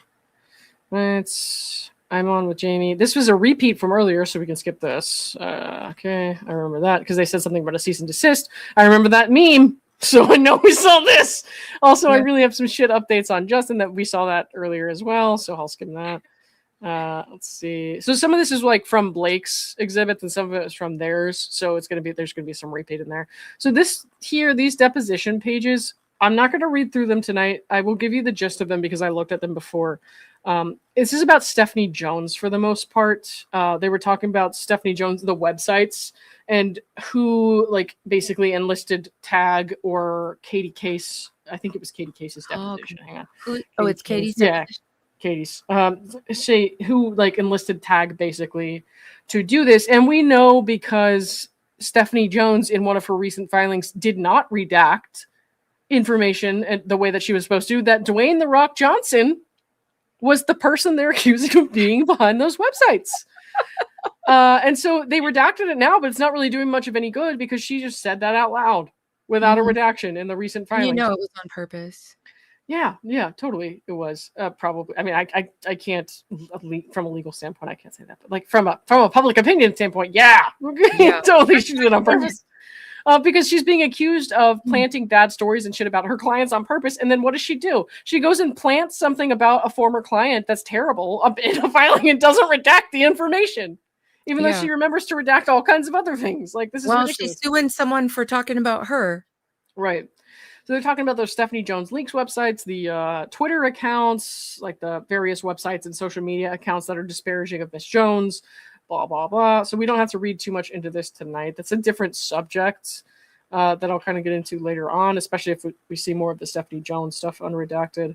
So they were talking about whether or not Tag was paid to create the website or provided a copy of stuff that was supposed to go onto the website, etc. So this is all stuff, like I said, I will go over in a different video. It's kind of unrelated to the other stuff we talked about tonight. Down here, this is more from Katie Case, Melissa Nathan. They're still talking about Stephanie. This is where they start to, talk just about Stephanie, how she's untrustworthy, which, again, I don't think this looks really great for Stephanie or Blake. So we'll come back to that later on. But they start to throw Rebel Wilson under the bus. So they say basically Rebel Wilson wants one of those sites. And Stephanie Jones and or Blake Lively brought up at some point that Tag had done some work. Tag and or Jed Wallace had done some work with in the Rebel Jones case against Amanda Ghost. And I don't know too much about that case. All I know is they have failed to redact Rebel Wilson's name at all in this. Wait. Oh, What's up? sorry. Go ahead. Can you put Bing Bop Boom Boom? Can you put them up and then go on with your thing? Then go on with what you're saying. Sorry. This one? Yes. Yeah. Go ahead. You want to Sorry. read that? Go ahead and finish what you were saying about Okay, Rebel so Wilson. this is basically the end of this document. They're just talking about Rebel Wilson and Amanda Ghost. The rest of this is like they failed to redact the names of Rebel or Amanda, and all of that. And I guess this is related to the Stephanie Jones case. So it's like that stuff is going to kind of get out there. But at the same time, at this point in time, should they not be continuing to redact those names? Because they failed to redact Dwayne Johnson's name. Now Rebel and Amanda, they're throwing this in there. And then we have a whole document down here, which like demonstrating this like copy of a website that was meant to kind of say all these things about Amanda Ghost. Whether true or not, I don't know. But it's kind of crazy. And like, I'm going to have to go over this in a different video because it's a totally different topic. And it's just related to a different case. Like, it has nothing to do with Blake Lively, Justin Baldoni. It has everything to do with, I guess, Stephanie Jones and them. So, yeah. Anyways, it's just try to make these people look guilty. Yeah. Well, anyways, what's going on with this comment here? So I think that means Sony. Sony legit says that Blake submits things. Unless there's a song, sing us the song. I mean, if there is a song. So are they? I mean, what's this doing to Blake's? Let me do a little refresh here. Sounds like they're not backing up Blake. Is that what you mean? Is that what you mean, Bing? Okay. Why don't we find out? Yeah. This is for you. Try milk with a little sugar and black pepper to soothe your voice. It's sweet and spicy. And also, can you shout out? Oh, Docket Updates is amazing. If you guys haven't heard about them, definitely go check them out. Mm-hmm. They have lots of stuff posted on there. And thank you. I'll try that. I like pepper. I never heard of that one. I need to download these highlights. I do ginger and honey sometimes because ginger's spicy. Maybe I'll throw a little milk and pepper in it. Yeah. Let me see real quick. We got that one. Juicy, I don't know how to say that. Bruce? I don't know. I hope I got it right. Happy New Year, Lauren. You're hilarious and very wise with the legal shit. Thank you for your deep dives. Oh, thank you very much. I'm not a lawyer, but I do care about the justice system and how it affects the general public and the taxpayers and all that. So appreciate it. Thanks for checking in. Let me just see really quick if there's anything else here we can kind of get some insight on this like Sony issue with. Let's see. So we see the WME letter. Pull that. Let's see. Where would the Sony letter be? Who was the attorney for Sony? Oh, so I'm also worried about complaints about one of their employees mentioned in expert report. Yeah. That Isabella thing, it sounds like she was talking about somebody's religion and now she wants it concealed, but it doesn't work like that. If it's your religion, you can ask for privacy sealing. But if you were just running your mouth and said something about somebody, you don't get to seal it. I kind of hate that though. My thing is like I hate that. If it says something to do with somebody's religion that they're not open about, I hate that. Yeah. No ice in your milk. Never. Or like it as creamy as it can be. You guys have an interesting relationship. Okay. Anyways, okay, where's the Sony thing here? I see the WME letter and I have that pulled up, but I don't see the Sony thing. I heard they post. Who is there? Kristen Bender, Blake Lively. Oh, there's a lot of new stuff. Right. Yeah. Just give me a second, guys. And this was the Blake Lively thing that was totally sealed. The sealed thing to protect the sealed thing, which is fucking ridiculous. Oh, here it is. Okay. Hold on, let me grab that too. I noticed we don't have anything from Taylor Swift on here. And maybe it's still loading. I don't know. I bet we wake up tomorrow and there's some more stuff there, but it is what it is. Yeah, there probably will be. Because if they're all loading it at the same time, it's going to get overwhelmed. Not like that's ever happened before at midnight. Got a lot of exhibits. Yeah, one sec. Oh, I love banana milk and strawberry milk. That's the Pacer. site. Yeah. I'm just trying to save these documents with names so I can recognize them tomorrow. Okay. Wayfarer is emailing their attachments because I think because last time everything just got it all got bogged in. You have a new channel member. Oh, thank you. I really want to do a game night for my members because I've not done much. Oh, they're emailing all attachments. Okay. It's on court listener where you go. It's okay. I already got it. Anyways, we'll scroll through this real quick and then we'll call it a night because is this the Sony? Oh yay! Yes. So Sony Pictures Entertainment is SPE. So carefully evaluated the sealed documents and requested the court seal a very modest amount of material filed in connection with the aforementioned filings. Okay. No presumption of public access attaches to the SPE material because none of it is relevant to this court's judicial function. Okay, that makes sense. Let's see. Okay, so any presumption of access that could attach to the material, therefore, is low, easily outweighed by privacy interests and commercial interests in protecting their financial terms or production financing distribution agreements.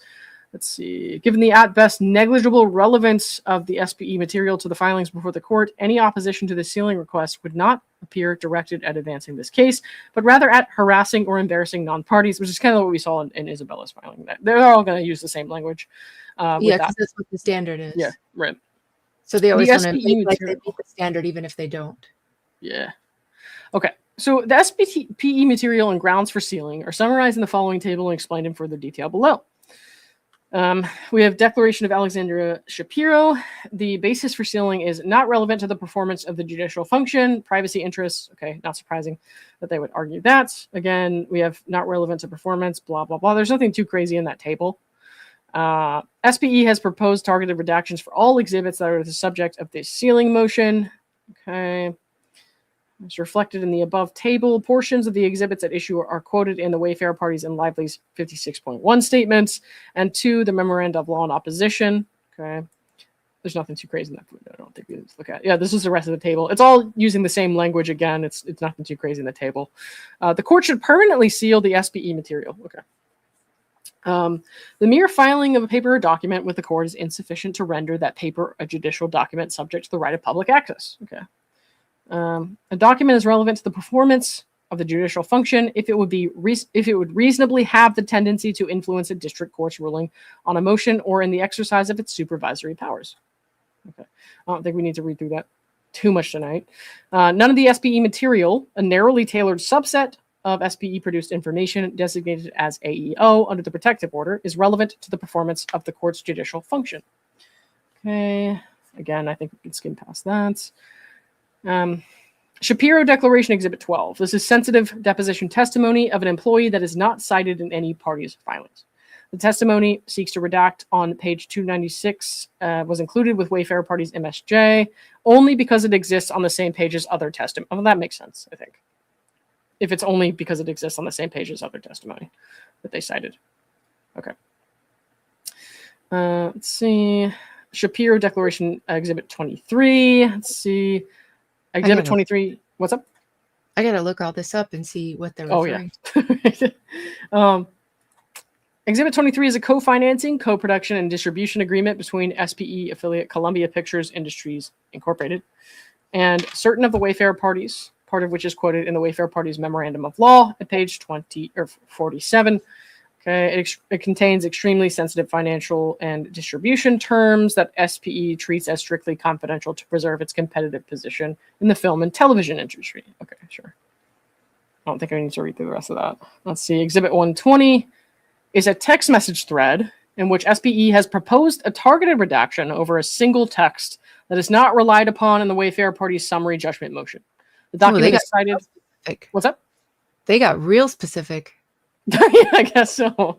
The document is cited in the Wayfarer Party's Rule 56.1 statement, but in support of a proposition unrelated to the specific message, SPE seeks to redact. Okay. Well, I don't think we need to read the rest of that.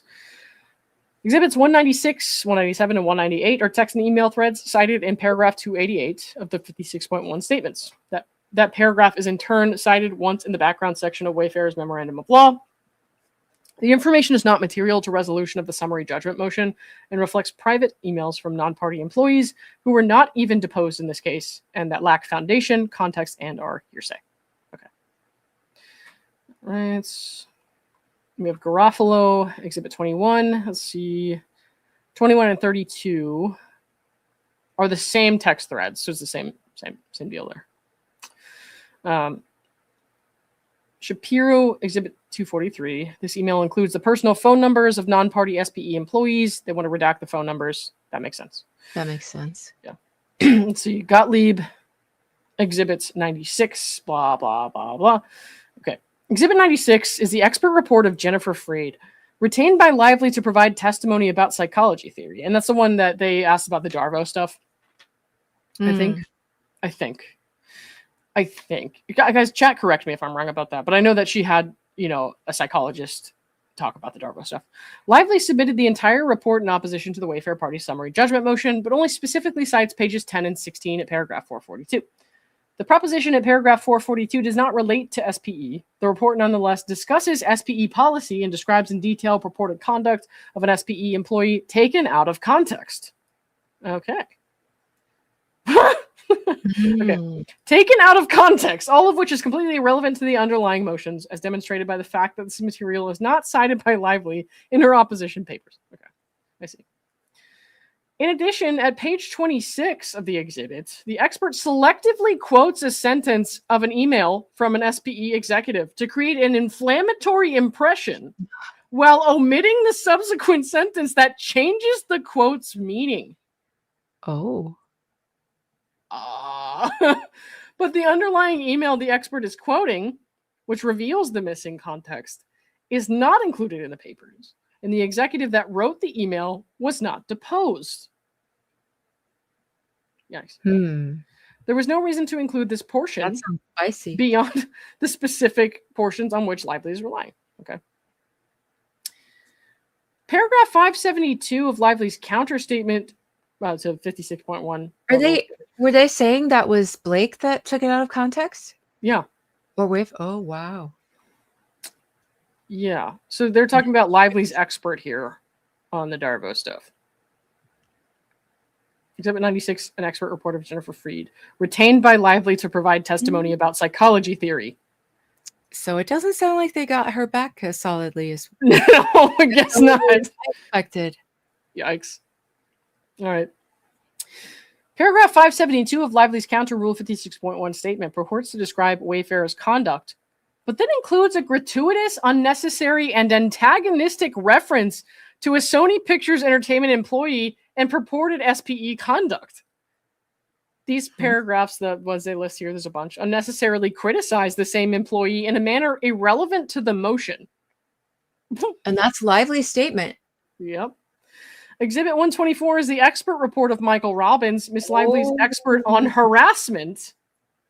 And Exhibit 17 is a transcript of his deposition.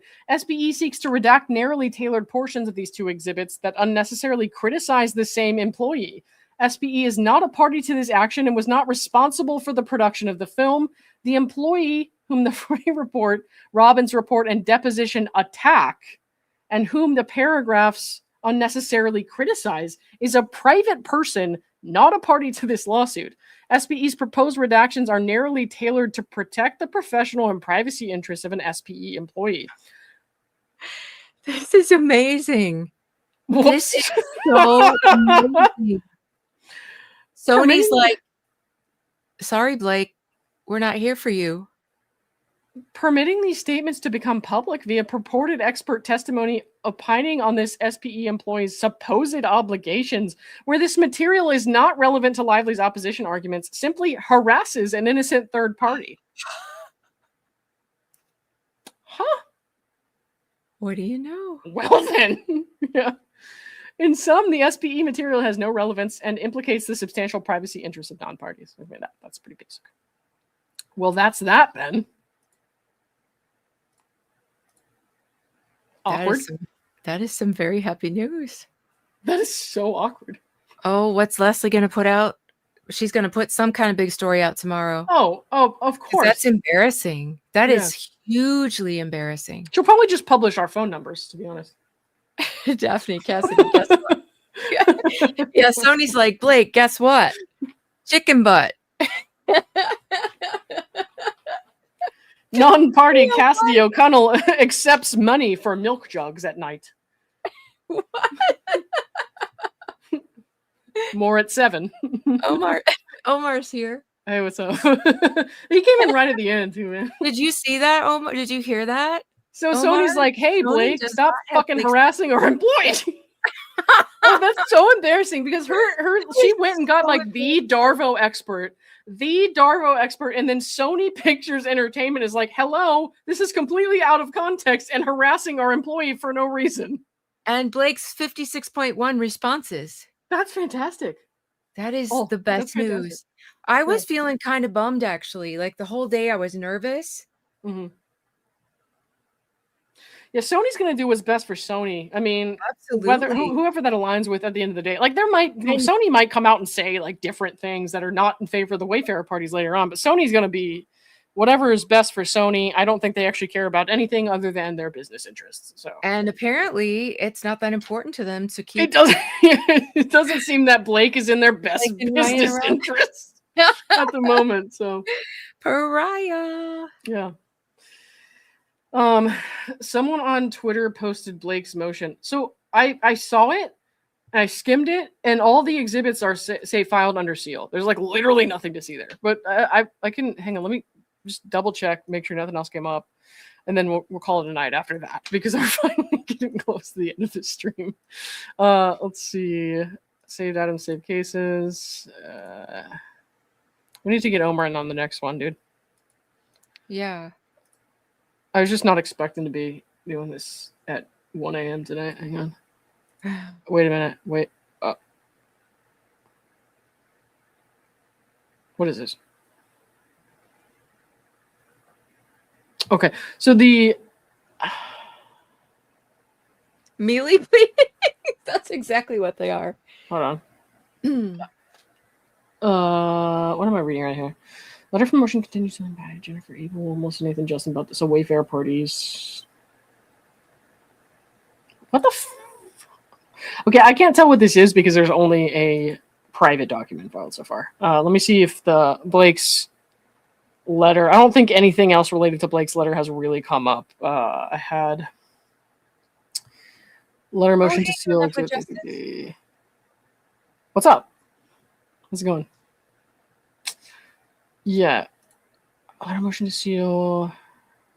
Can I get you to like entertain people while I mute myself for a sec? I'm sorry. I have to focus or I will not find it. Oh, you're trying to find Blake's thing? Yeah. Well, I don't know what to say. Kind of put me on the spot. Let me think. How can I entertain you all? My voice is shot, so there will be no Don't be singing. shy about your milk jugs now, dude. Should I have an auction? Like what?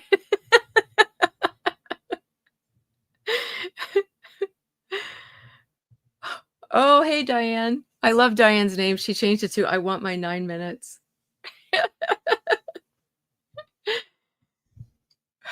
Oh, yeah. Blake's motion is on. Please explain the milk jugs. Oh, you found it? Blake motion is on Reddit. It's just 1163 as so I read this is the same one that I read earlier, I think. Okay. Yeah, they're just asking to seal the exhibits, and it's just like all the relevant portions are pretty much sealed. Yeah. So we can hang on, let me pull this up. Go ahead though. The story is me slaughtering the lyrics to the song about milkshakes, bringing the boys to the yard. And I accidentally said milk jugs. And so I'll never live it down. Oh, yeah. The episode 5 of the Murdaugh thing. Yeah. Well, don't we need to finish 4? What's we going to do? So Omar and I covered the Hulu series about the Murdaugh story, because we both reported on that before. And he's up in the Supreme Court, the South Carolina Supreme Court on February the 11th to fight for his appeal. So it's kind of big news right now. They're expecting a line to be outside the courthouse of people who want to go in and hear it, because he'll probably be there in person. But anyway, we recapped the show, which was absolutely amazing. So if you haven't watched it, on Hulu, it's called what is it? Murdaugh something, Death in the Family. It's so good. And yeah, we're going to pick back up. We covered like the first 3.5 episodes, and then we kind of quit for the holidays. So Thursday we're popping back on to pick that up again. But it's an amazing story. It has so many moving parts in it. It's full of corruption, and the way he stole millions of dollars from very vulnerable clients, and then he ends up killing his wife and his youngest son. And he's this big time attorney from this they were like the legal giants. His ancestors were. They were the solicitors, which is like the DA for like almost 100 years. And yeah, so it's a huge story. There's been documentaries already, like on Netflix has one, Discovery has one, HBO has one. There are quite a few, but this was like a limited series acted out. It was so good. It had Jason Clarke and Patricia Arquette, and then Brittany Snow.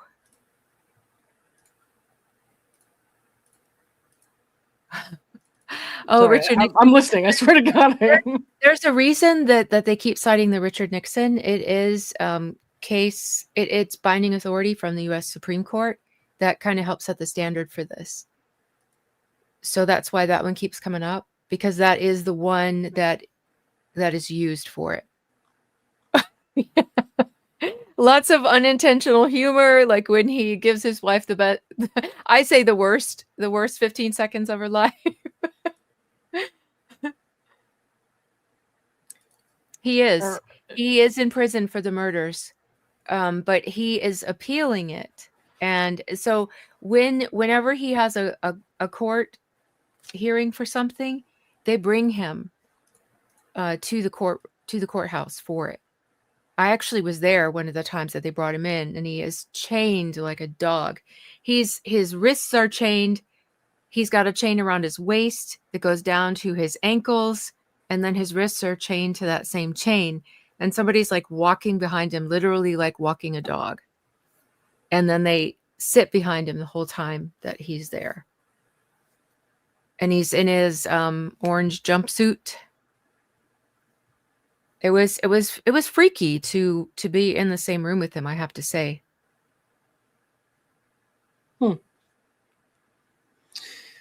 I am half alive right now, so I apologize for not having a better reaction to what you just said. I want to go over this in more detail tomorrow, but I just skimmed over this while we were kind of sitting here, and there's just a couple things I want to point out.